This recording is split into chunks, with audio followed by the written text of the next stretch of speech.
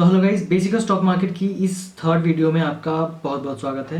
इस वीडियो में हम बात करने वाले हैं मार्केट्स और डिपॉजिटरीज के बारे में। सबसे पहले मार्केट्स और डिपॉजिटरीज के बारे में अगर हम बात करें तो सबसे पहले मार्केट के बारे में बात करते हैं। मार्केट्स में हमारे पास दो तरीके की मार्केट्स होती हैं, primary market and secondary market. Primary market क्या होती है और सेकेंडरी मार्केट क्या होती है, इस पे हम थोड़ा सा डिटेल्ड में हम अगर आप चाहते हैं तो आप प्लीज़ इस पे कमेंट करिए। बहुत डिटेल्ड रीज़न, क्योंकि बहुत छोटी चीज़, छोटा कॉन्सेप्ट नहीं है, बहुत बड़ा कॉन्सेप्ट है। तो हम आज ऑब्वियसली हम ये बेसिक और स्टॉक मार्केट की बात कर रहे हैं तो बेसिक में बात करेंगे। प्राइमरी मार्केट क्या होता है, आपने आईपीओ का नाम सुना होगा, मैंने आपको पिछली वीडियो में बताया था। आईपीओ सब्सक्रिप्शन क्या होता है। कंपनी जब लिस्ट स्टॉक मार्केट में लिस्ट होने आती है तो उससे पहले दो मार्केट्स में उसको पहले मार्केट से गुजरना होता है, प्राइमरी मार्केट। प्राइमरी मार्केट क्या होती है, जब भी आपका जो इनिशियल पब्लिक ऑफरिंग्स, कंपनी जब अपनी इनिशियल पब्लिक ऑफरिंग्स, अपनी जो ऑफरिंग्स है वो पहले पब्लिक को ऑफर करती है, तो वो डील सिर्फ कंपनी और इन्वेस्टर्स के बीच में होता है। उसके अंदर बीच में स्टॉक एक्सचेंज नहीं आता, ठीक है। ये प्राइमरी मार्केट में स्टॉक एक्सचेंज आपके और कंपनी के बीच में नहीं आता है। यहाँ पे कंपनी और इन्वेस्टर के बीच का रिलेशन होता है, कंपनी और इन्वेस्टर के बीच की इन्वेस्टमेंट होती है। आप डायरेक्टली कंपनी के शेयर्स को डायरेक्टली सब्सक्राइब करते हैं आईपीओ को, और कंपनी आपको डायरेक्टली शेयर्स देता है, और देता है नहीं देता है अभी हम बात करेंगे। तो और ये सिनेरियो होता है आपका प्राइमरी मार्केट के अंदर। वेयर सेकेंडरी मार्केट में आपकी जो डीलिंग करता है वो करता है स्टॉक एक्सचेंज, ठीक है। स्टॉक एक्सचेंज यानी कि मैंने आपको पहली वीडियो में बताया ही था कि पीएससी और एनएससी आपका बेसिकली बीएससी और एनएससी करता है। एंड ये दो यहाँ पर प्राइमरी मार्केट में जब आपका आईपीओ सब्सक्राइब हो जाता है तो उसके बाद आपको पीएससी और एनएससी में जब इसकी किसी भी कंपनी की जो कंपनी ने अप्लाई किया होता है, जब वो लिस्ट हो जाती है इसके अंदर, तब आप इसके अंदर डायरेक्टली ट्रेड करते हैं स्टॉक एक्सचेंज में। तो सेकेंडरी मार्केट हो गई आपकी स्टॉक एक्सचेंज, और प्राइमरी मार्केट हो गई आपके और कंपनी के बीच की डीलिंग जब आप उसके आईपीओ को सब्सक्राइब करते हैं। सब्सक्राइब करना मतलब उसके आईपीओ के लिए अप्लाई करना। आईपीओ मतलब initial public offering. Initial public offering मतलब अपनी कंपनी जब अपनी ऑफरिंग्स पब्लिक को ऑफर करती है सबसे पहली बार, तो वो प्राइमरी मार्केट में कहा जाता है। उसमें स्टॉक एक्सचेंज बीच में नहीं आता बेसिकली। बट यहाँ पर आप जैसे देखते होंगे आपके जो एप्स वगैरह हैं, ज़ेरोधा हो गया, आपका ग्रो हो गया, आपका आप स्टॉक हो गया, तो ये सब जो एप्स हैं ये इसके ज़रिए आप अपनी इन आईपीओस में अप्लाई कर सकते हैं।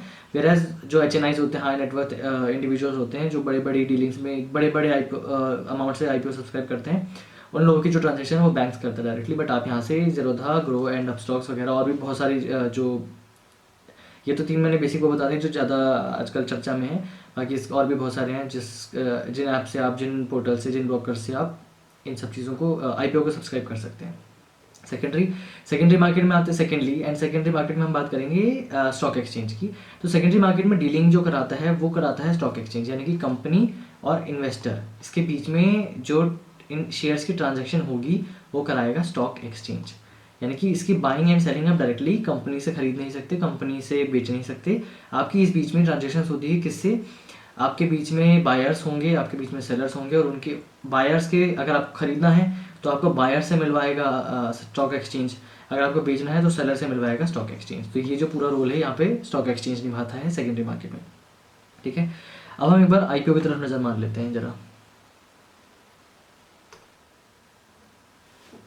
अभी हम बात करते हैं आईपीओ के ऊपर। आईपीओ आपने ये मैंने एक स्क्रीनशॉट लिया हुआ है आईपीओ के स्क्रीन का। आप यहाँ पर देख रहे होंगे कि आईपीओ कैसा दिखता है। आईपीओ के लिए जब आप अप्लाई करेंगे तो वो आपको इस फॉर्म में दिखेगा, किसी भी ऐप में जाएंगे तो आपको इसी फॉर्म में मिलेगा। ये मैंने ग्रो से निकाला हुआ है, ग्रो से स्क्रीनशॉट करा है मैंने।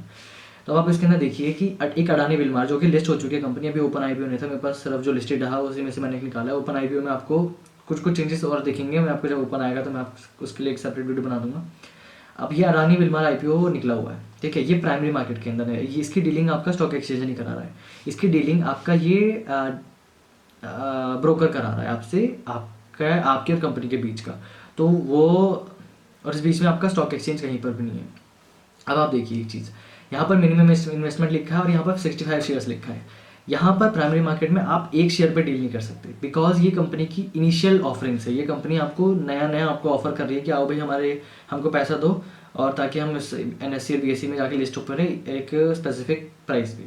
अब इस ऑफरिंग में आप, ये आपके पास अपॉर्चुनिटी है कि हमारे लिस्ट होने से पहले आप हमारी कंपनी में पैसा डालें, ताकि उसकी वैल्यूएशन के टाइम पे आपको एक अच्छा खासा, उसकी NSE और BSE की लिस्टिंग की वैल्यूएशन के टाइम पे आपको एक अच्छा खासा प्रॉफिट गेन हो सके। अब यहाँ पे देखिए 14,170 लिखा हुआ है 65 शेयर्स के लिए। क्यों? क्योंकि यहाँ पर लॉट साइजेस बनाए जाते हैं। लॉट साइजेस आप देख रहे होंगे, यहाँ पर लिखा भी हुआ है 65 शेयर्स का एक लॉट साइज है। एक लॉट में मतलब आपके पास 65 शेयर्स मिलेंगे, ठीक है। और उसका अगर आप इस प्राइस रेंज से अगर आप कैलकुलेट भी करेंगे तो आपका लगभग इतने बन के आएगा, 14,170। अब यहाँ पर आपको IPOs क्या होता है, लिमिटेड टाइम पीरियड्स के लिए होते हैं। लिमिटेड टाइम पीरियड्स मतलब आपको यहाँ पे दिख रहा होगा 27 जनवरी 2022 से लेके 21 जनवरी 2022 तक ही इसकी बिडिंग डेट थी। मतलब आप 27 जनवरी से लेके 31 जनवरी 2022 तक ही इसके बीच में अप्लाई कर सकते थे। अप्लाई क्या मतलब होता है कि IPOs जो होते हैं वो company directly buying and selling नहीं करती। IPO के लिए आप अप्लाई करते हैं, ठीक है। आप इसके लिए सबसे पहले अप्लाई करेंगे। अब यहाँ पर दो कंडीशंस आती है, एक होती है ओवर सब्सक्राइब्ड, एक होती है अंडर सब्सक्राइब्ड, ठीक है। ओवर सब्सक्राइब मतलब अगर यही 65 इन्हीं लॉट्स के लिए इसी प्राइस पे मैंने, अगर मान के चलो मैंने इसके लिए कर दिया 100 लॉट के लिए, कंपनी के पास, कंपनी ने इतने कंपनी के इशू साइज से अगर ये ओवर सब्सक्राइब हो जाएगा, ठीक है। अगर मैंने इसको कर दिया ऐसे, मतलब बहुत सारे ओवर सब्सक्राइब हो गया, अगर कंपनी का इशू साइज से बहुत ज़्यादा आगे चला गया, तो इसे कहा जाएगा ओवर सब्सक्राइब, यानी कि बहुत ज़्यादा लोगों ने इसके लिए सब्सक्राइब कर दिया है कंपनी को। बहुत सारे लोगों को लग रहा है कि हाँ भाई अच्छी खासी कंपनी है और अच्छा खासा प्रॉफिट हमको गेन करके दे सकती है, इसलिए हम इसके ऊपर इन्वेस्ट करेंगे। और बहुत सारा ओवर सब्सक्राइब मतलब बहुत सारा सब्सक्रिप्शन उसके ऊपर आ चुका है, बहुत लोगों ने अप्लाई कर दिया है। उस केस में कंपनी क्या होगा, रिमोटली यानी कि फ्रॉम द कंप्यूटर वो डिसाइड होगा कि किसने ज़्यादा बिड लगाई है, किसने कितने ज़्यादा बिड लगाई है। अगर आप फॉर एग्जांपल एक A है, उसने 100 लॉट्स की बिड लगाई, और एक B है जिसने 95 बिड्स लॉट्स की बिड लगाई है, तो 100 लॉट्स वाला वो बिड जीत जाएगा और उसको इसका IPO मिल जाएगा 100 लॉट्स के लिए, ठीक है। अब वो ये केस हो गया ओवर सब्सक्राइब का, जिसमें आपका कंप्यूटर आपका फंक्शन करता है, कंप्यूटर आपका रिमोटली इसको फंक्शन करेगा, आपको IPOs अलॉट होंगे। वेराज अंडर सब्सक्राइब में क्या हो गया, अगर मान के चलते हैं 36 करोड़ का इशू साइज है, और अगर आप इसमें इसकी पूरी इन्वेस्टमेंट उतनी पूरी नहीं हो पाई कंपनी के एक्सपेक्टेशन के ऊपर, ठीक है, तो उसमें उस केस में क्या होगा, जितने भी आप चाहे 5 के लिए अप्लाई करें, आप 1 के लिए अप्लाई करें, 2 के लिए अप्लाई करें, 3 के लिए अप्लाई करें, 4 के लिए अप्लाई करें, उस केस में आपको कंपनी डायरेक्टली अपना ये लॉट अपने 65 शेयर्स दे देगी आपको उसी प्राइस पे जिस प्राइस पे उसने आपसे वादा किया है। And at the listing day, secondary market में जब वो लिस्ट होगा शेयर्स, उस दिन वो, अभी यहाँ पर मैंने उसका स्क्रीनशॉट नहीं लिया है, मैं आपको दिखाऊंगा वो चीज़ भी कि जिस दिन वो लिस्ट होता है, मान के चलिए अगर यहाँ पे एक 218 रुपये का इसका IPO में इसकी 218 अगर IPO में इसके 218 से लेकर 230 तक की प्राइस रेंज है, और अगर ये मान के चलते हैं 299 पर लिस्ट हो गया, तो आप सोचिए कि आपको कितना प्रॉफिट हुआ 65 शेयर्स के हिसाब से। ये समझ आ गया आपको? अब हम यहाँ पर बात करते हैं सेकंड टॉपिक के ऊपर इस वीडियो की, जो है डिपॉजिटरीज, ठीक है। अब आप सोचिए कि प्राइमरी मार्केट हो या सेकेंडरी मार्केट, अगर आपके पास ये सारा काम आपका इलेक्ट्रॉनिक बेस्ड हो रहा है। अब इस इलेक्ट्रॉनिक बेस्ड काम पे अब आपकी सारी चीज़ें, पहले क्या होता था कि पहले जो शेयर्स हमको मिलते थे वो फिजिकल मिलते थे, यानी कि आपको एक पर्चा मिलता था जिसके ऊपर लिखा रहता था कि हाँ भाई इसने हमारी 30 शेयर्स ले लिए इतने रुपए के प्राइस पे, इतने डेट को, एक्सेट्रा एक्सेट्रा, ठीक है। लेकिन अब क्या होता है, अब आपका जितनी भी ट्रांजेक्शन्स होती है वो सबको डील कौन करता है, ये डिपॉजिटरीज। ये डिपॉजिटरीज आपकी उन सब चीज़ों को डील करती हैं।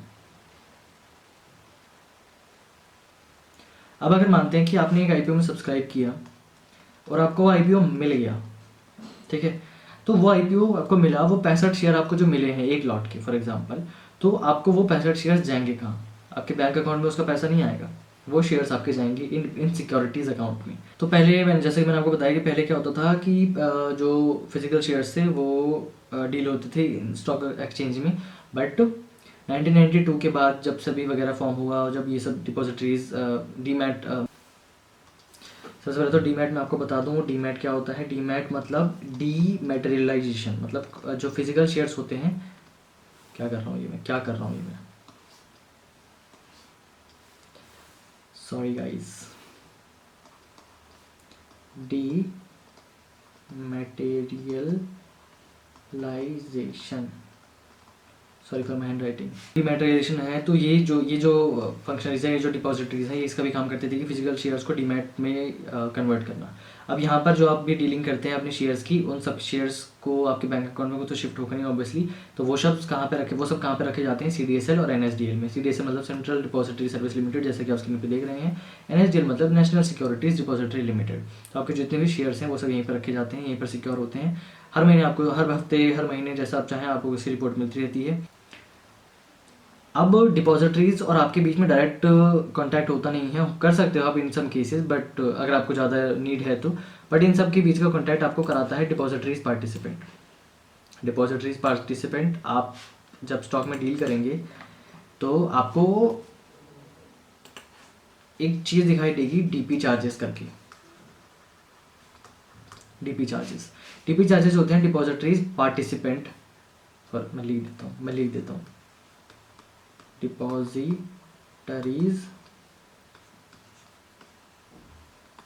Participants charges. आप जब भी स्टॉक को सेल करेंगे, आप परचेज किए हुए स्टॉक को सेल करेंगे, तो उसको अपने CDSL अकाउंट में से, फॉर एग्जांपल CDSL अकाउंट में से अगर निकालना है तो उसको निकाल के आपको देने, उसके पैसे देने तक का जो जिम्मा है वो इन DPs का होता है, डिपॉजिटरीज पार्टिसिपेंट्स का। और ये अपनी चार्जेस काटते हैं IS 15 से लेके 20 रुपीज़ तक शायद। तो DP चार्जेस होते हैं, आप कंफ्यूज ना होइए कि बहुत लोग कंफ्यूज होते हैं कि DP हमारे ये चार्जेस क्यों कट गए। तो DP चार्जेस इसलिए करते हैं कि आपकी जो अकाउंट, डीमैट अकाउंट से लेके आपके बैंक अकाउंट तक का जो ट्रांजैक्शन है, ये उसका चार्जेस होते हैं। आशा करता हूँ कि आपको डिपॉजिटरीज एंड मार्केट्स इनका बेसिक समझ आ चुका होगा। मैं डीप में ज़्यादा बात नहीं कर रहा हूँ, बिकॉज ये सीरीज़ हम एक बार ख़त्म कर लें, उसके बाद से हम इसके सारी डीप में जैसे जैसे कॉन्सेप्ट्स में आप हमें बताएंगे, हम उसके ऊपर अच्छी वीडियो बनाएंगे। और बहुत डीप कॉन्सेप्ट्स में इसकी वीडियोज़ बना दूंगा मैं। तो इस वीडियो के लिए बस इतना ही। आशा करता हूँ आपको वीडियो समझ आई होगी। अगर ये वीडियो पसंद आ रही है, सीरीज़ पसंद आ रही है, तो प्लीज़ इसे लाइक करिए, लोगों के साथ शेयर करिए, हमें भी थोड़ा सा मोटिवेशन मिले, आपको भी अच्छा लगे, हम अच्छी वीडियोज़ बनाएं, आपको अच्छा लगे। और मेरे दूसरे चैनल को भी सब्सक्राइब करिए, उसका लिंक मैं डिस्क्रिप्शन में दे दूँगा। Thank you so very much for watching this video.